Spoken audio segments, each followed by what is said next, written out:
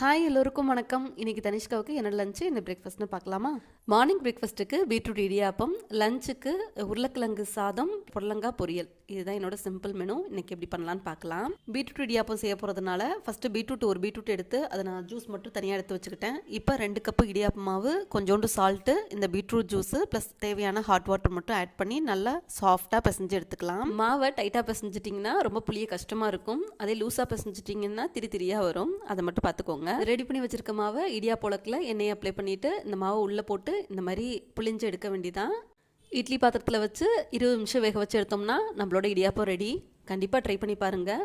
குழந்தைங்க கலர்ஃபுல்லாக இருக்கனால நல்லா சாப்பிடுவாங்க. இதுக்கு தேங்காய் பால் ஒரு அல்டிமேட்டான காம்பினேஷன். இல்லை அப்படின்னா இந்த மாதிரி தேங்காய், கொஞ்சம் நாட்டு சக்கரை, நெய் அல்லனா நல்லெண்ணெய் ஆட் பண்ணி குழந்தைங்களுக்கு பிசைஞ்சு கொடுங்க. லைக் பண்ணி சாப்பிடுவாங்க. லஞ்சுக்கு உருளைக்கிழங்கு சாதமும் புடலங்காய் பொரியல் தான். இதோட ரெசிபி நான் அதில் ஷேர் பண்ணல. உங்களுக்கு வேணும்னா கமெண்ட் செக்ஷனில் சொல்லுங்கள். நெக்ஸ்ட் ஷார்ட்ஸில் பார்க்கலாம். பாய்.